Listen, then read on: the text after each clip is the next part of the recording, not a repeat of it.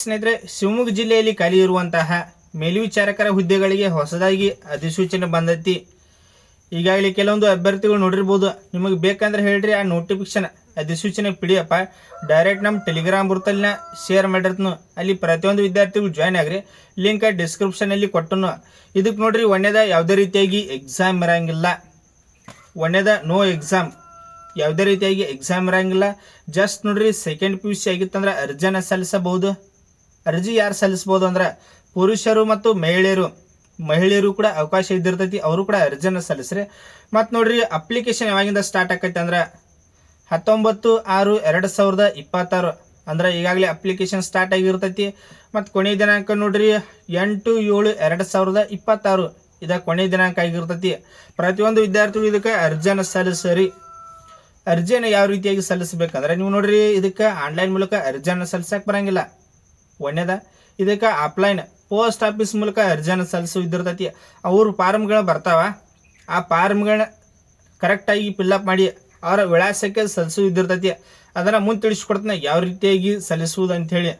ಮತ್ತು ಇನ್ನೊಂದು ನೋಡ್ರಿ, ಚಾನಲ್ ಯಾರು ಫಸ್ಟ್ ಟೈಮ್ ವಿಸಿಟ್ ಮಾಡಿರಿ ಅಂತ ಪ್ರತಿಯೊಂದು ಅಭ್ಯರ್ಥಿಗಳು ನೋಡ್ರಿ, ಡೈಲಿ ಗೌರ್ಮೆಂಟ್ ಜಾಬ್ಸ್ ಬಗ್ಗೆ ಅಪ್ಡೇಟ್ ಪಡೆಯಾಕ ಮಿಸ್ ಮಾಡಲಾರ್ದ ಚಾನಲ್ ಒಂದು ಸಬ್ಸ್ಕ್ರೈಬ್ ಮಾಡಿ ಇಟ್ಕೋರಿ. ಯಾಕಂದ್ರೆ ಯಾವುದೇ ಅಧಿಸೂಚನೆ ಬಂದರೂ ನಿಮಗೆ ಇಮ್ಮಿಡಿಯೇಟಾಗಿ ವಿಡಿಯೋ ಮಾಡಿ ತಿಳಿಸ್ತಾನೆ.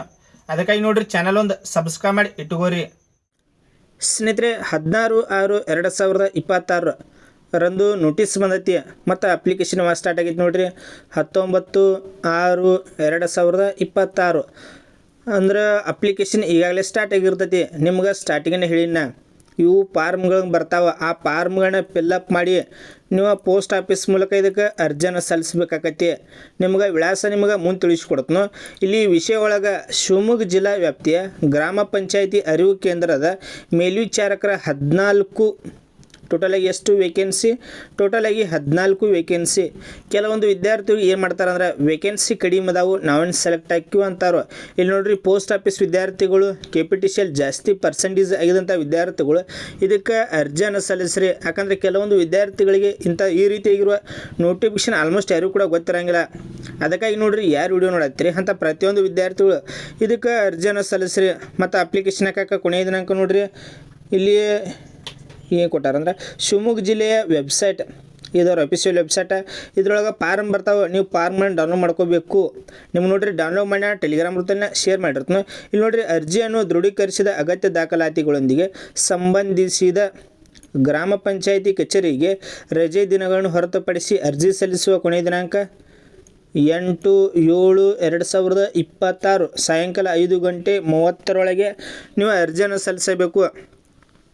ಈಗ ಅಪ್ಲಿಕೇಶನ್ ಸ್ಟಾರ್ಟ್ ಆಗೈತಿ. ಕೊನೆಯ ದಿನಾಂಕ ನೋಡ್ರಿ 8/7/2026 ಈ ವಿಳಾಸಕ್ಕೆ ನೀವು ಅರ್ಜಿಯನ್ನು ಸಲ್ಲಿಸಬೇಕಾಗತ್ತಿ. ಕೊನೆಯ ದಿನಾಂಕ 8/7/2026 ಇದು ಕೊನೆಯ ದಿನಾಂಕ ಆಗಿರ್ತೈತಿ. ಮತ್ತು ಶೈಕ್ಷಣಿಕ ವಿದ್ಯಾರ್ಹತೆ ಯಾವ ರೀತಿಯಾಗಿ ಕ್ವಾಲಿಫಿಕೇಷನ್ ಇದ್ದವರು ಇದಕ್ಕೆ ಅರ್ಜಿಯನ್ನು ಸಲ್ಲಿಸಬಹುದು. ಇಲ್ಲಿ ನೋಡ್ರಿ, ಒಂದೇದ ಸೆಕೆಂಡ್ PUC ಪಾಸಾಗಿರಬೇಕು. ಒಂದೇದ ಮತ್ತು ಸರ್ಟಿಫಿಕೇಟ್ ಕೋರ್ಸ್ ಇನ್ ಲೈಬ್ರರಿ ಸೈನ್ಸ್ನಲ್ಲಿ ಪ್ರಮಾಣ ಪತ್ರ ಪಡೆದಿರತಕ್ಕದ್ದು. ಇದರ ಜೊತೆಗೆ ಕನಿಷ್ಠ 3 ತಿಂಗಳ ಮಾನ್ಯತೆ ಪಡೆಯ ಸಂಸ್ಥೆಯಿಂದ ಕಂಪ್ಯೂಟರ್ ಕೋರ್ಸ್ನಲ್ಲಿ ಉತ್ತೀರ್ಣರೊಂದಿರಬೇಕು. ನೋಡಿರಿ, ಸೆಕೆಂಡ್ PUC ಪಾಸಾಗಿರಬೇಕು, ಸರ್ಟಿಫಿಕೇಟ್ ಇರಬೇಕು, ಪ್ಲಸ್ 3 ತಿಂಗಳ ಏನಾದರೂ ಕಂಪ್ಯೂಟರ್ ಕೋರ್ಸ್ ಮಾಡಿ ಪಾಸಾಗಿದ್ದು ಸರ್ಟಿಫಿಕೇಟ್ ಇತ್ತಂದ್ರೆ ಅರ್ಜಿಯನ್ನು ಸಲ್ಲಿಸಬಹುದು. ನಿಮ್ಗೆ ನೋಡಿರಿ, ಕ್ವಾಲಿಫಿಕೇಷನ್ ಬಗ್ಗೆ ಏನೇ ಡೌಟ್ಸ್ ಇತ್ತಂದ್ರೆ ಕಮೆಂಟ್ ಸೆಕ್ಷನ್ ಆನ್ ಇಟ್ಟಿರ್ತೀನಿ, ಕಮೆಂಟ್ ಕೂಡ ಮಾಡಿರಿ. ಇದ್ರ ಜೊತೆಗೆ ಇನ್ನಿತರ ಮಾಹಿತಿ ಇದಿರ್ತೈತಿ. ನೆಕ್ಸ್ಟ್ ನೋಡ್ರಿ, ಒಂದು ವೇಳೆ ಸರ್ಟಿಫಿಕೇಟ್ ಕೋರ್ಸ್ ಇನ್ ಲೈಬ್ರರಿ ಸೈನ್ಸ್ನಲ್ಲಿ ಪದವಿ ಪಡೆದಿರುವ ಅಭ್ಯರ್ಥಿಗಳು ಅರ್ಜಿ ಸಲ್ಲಿಸಿದಲ್ಲಿ PUC ಪರೀಕ್ಷೆಯಲ್ಲಿ ಅಭ್ಯರ್ಥಿಯು ಗಳಿಸಿದ ಅಂಕಗಳನ್ನು ಆಧರಿಸಿ ಅಧಿಸೂಚಿಸಿದ ಖಾಲಿ ಹುದ್ದೆಗಳಿಗೆ ಮೀಸಲಾತಿ ಬಿಂದುವಿನಂತೆ ಆಯ್ಕೆಗೆ ಪರಿಗಣಿಸಲಾಗುವುದು.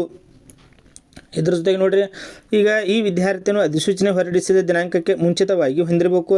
ಇದ್ರ ಜೊತೆಗೆ ವಿದ್ಯಾರ್ಥಿಯ ದಾಖಲಾತಿಗಳ ನೈಜತೆ ಬಗ್ಗೆ ಸಂಬಂಧಪಟ್ಟ ಸಕ್ಷಮ ಪ್ರಾಧಿಕಾರದಿಂದ ಇಲ್ಲಿ ದೃಢೀಕರಿಸಿಕೊಂಡು ನಂತರ ನೇಮಕಾತಿ ಆದೇಶ ನೀಡಲಾಗುವುದು. ಇದ್ರ ಜೊತೆಗೆ ಒಂದು ವೇಳೆ ಇಬ್ಬರು ಅಥವಾ ಹೆಚ್ಚಿನ ಅಭ್ಯರ್ಥಿಗಳು ಸಮಾನದ ಅಂಕಗಳನ್ನು ಮೆರಿಟ್ ಹೊಂದಿದ್ದು ವಯಸ್ಸಿನಲ್ಲಿ ಹಿರಿಯರನ್ನು ಸೆಲೆಕ್ಟ್ ಮಾಡ್ತಾರೆ. ಈಗ ಸಪೋಸ್ ಆಗಿ ಈಗ ಇಬ್ಬರು ವಿದ್ಯಾರ್ಥಿಗಳು ಅರ್ಜಿಯನ್ನು ಸಲ್ಲಿಸ್ಯಾರ, ಸೇಮ್ 96.6 ಈ ರೀತಿಯಾಗಿ ಏನಾದರೂ ಪರ್ಸೆಂಟೇಜ್ ಆಗಿದ್ದು ಅಂದ್ರೆ ಇಲ್ಲಿ ನೋಡ್ರಿ, ಇದ್ರೊಳಗೆ ವಯಸ್ಸಿನಲ್ಲಿ ಯಾರು ದೊಡ್ಡವರು ಇರ್ತಾರೋ ಅಂಥ ವಿದ್ಯಾರ್ಥಿಗಳೇ ಸೆಲೆಕ್ಟ್ ಮಾಡ್ತಾರೋ. ಇದ್ರ ಜೊತೆಗೆ ವಾಸಸ್ಥಳ ಅಪ್ಲಿಕೇಶನ್ ಯಾರೆಲ್ಲ ಹಾಕ್ಬೋದು ಅದರ ಬಗ್ಗೆ ಕೊಟ್ಟಾರೆ ಡೀಟೇಲ್ಸ್ ಆಗಿ.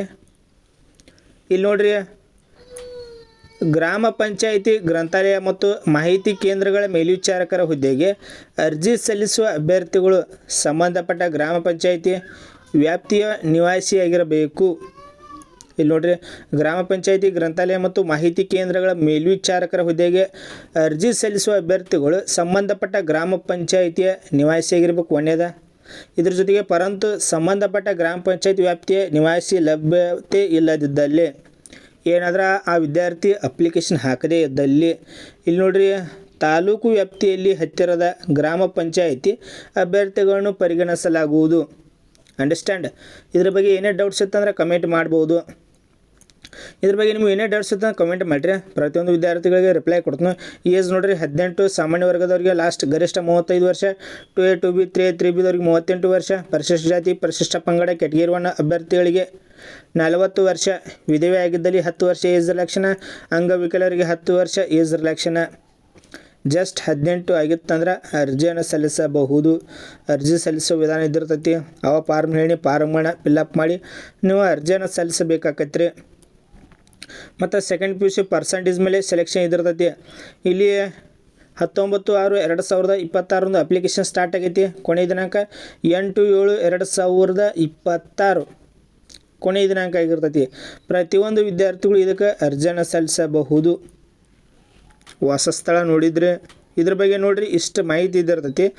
ಇದನ್ನು ಬಿಟ್ಟು ನಿಮಗೇನೇ ಡೌಟ್ಸ್ ಇತ್ತಂದ್ರೆ ಕಮೆಂಟ್ ಮಾಡ್ಬೋದು. ಪ್ರತಿಯೊಂದು ವಿದ್ಯಾರ್ಥಿಗಳಿಗೆ ರಿಪ್ಲೈ ಕೊಡ್ತೀನಿ. ಸೊ ನೋಡ್ರಿ, ಚಾನಲ್ ಯಾರು ಫಸ್ಟ್ ಟೈಮ್ ವಿಸಿಟ್ ಮಾಡಿರಿ ಅಂತ ಪ್ರತಿಯೊಂದು ವಿದ್ಯಾರ್ಥಿಗಳು ಮಿಸ್ ಮಾಡಲಾರ್ದ ಚಾನಲ್ ಒಂದು ಸಬ್ಸ್ಕ್ರೈಬ್ ಮಾಡಿ ಇಟ್ಕೋರಿ. ಯಾಕಂದ್ರೆ ನೋಡ್ರಿ, ಗೌರ್ಮೆಂಟ್ ಜಾಬ್ಸ್ ಬಗ್ಗೆ ಬರೋದಾದರೆ ಏನೇ ಜಾಬ್ಸ್ ಕಾಲ್ಪಾರ್ ಮಾಡಿರು ನಿಮ್ಗೆ ಪ್ರತಿಯೊಂದು ಜಾಬ್ಸ್ ಒಂದೇ ಜಾಬ್ಸ್ ಅಂತ ಹೇಳಂಗಿಲ್ಲ, ಪ್ರತಿಯೊಂದು ಜಾಬ್ಸ್ ಸಿಗ್ತೈತೆ ರೀ. ಸ್ಟೇಟ್ ಗೌರ್ಮೆಂಟ್ ಬಗ್ಗೆ ಅಪ್ಡೇಟ್ ಕೊಡ್ತೀನಿ, ಸೆಂಟ್ರಲ್ ಗೌರ್ಮೆಂಟ ಮತ್ತು ಪ್ರೈವೇಟ್ ಜಾಬ್ಸ, ಇನ್ನಿತರ ಜಾಬ್ಸ, ಅದೇ ರೀತಿಯಾಗಿ ರಿಸಲ್ಟ್ ಬಗ್ಗೆ A to Z ಮಾಹಿತಿ ನಿಮಗೆ ತಿಳಿಸ್ಕೊಡ್ತಾ ಇರ್ತೀನಿ. ಅದಕ್ಕಾಗಿ ನೋಡ್ರಿ, ಮಿಸ್ ಮಾಡಲಾರ್ದ ಪ್ರತಿಯೊಂದು ವಿದ್ಯಾರ್ಥಿಗಳು ಚಾನಲ್ ಒಂದು ಸಬ್ಸ್ಕ್ರೈಬ್ ಮಾಡಿ ಇಟ್ಕೋರಿ. ಈ ನೋಟಿಸ್ ಬಗ್ಗೆ, ಈ ಅಧಿಸೂಚನೆ ಬಗ್ಗೆ ನಿಮಗೇನೇ ಡೌಟ್ಸ್ ಇತ್ತಂದ್ರೆ ಕಮೆಂಟ್ ಮಾಡ್ಬೋದು.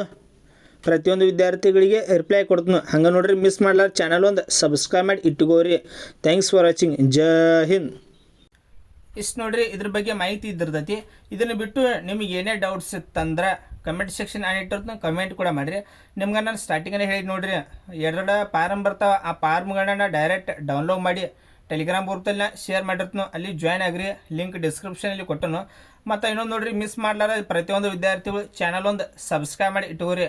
ಯಾಕಂದ್ರೆ ನೋಡ್ರಿ, ಏನೇ ಜಾಬ್ಸ್ ಕಾಲ್ಪಾರ್ ಮಾಡಿರಿ ಇಮ್ಮಿಡಿಯೇಟಾಗಿ ನಿಮ್ಗೆ ಅಪ್ಡೇಟ್ ಕೊಡ್ತಾ ಇರ್ತೀನಿ. ಅದಕ್ಕಾಗಿ ನೋಡ್ರಿ, ಸಬ್ಸ್ಕ್ರೈಬ್ ಮಾಡಿ ಇಟ್ಕೋರಿ.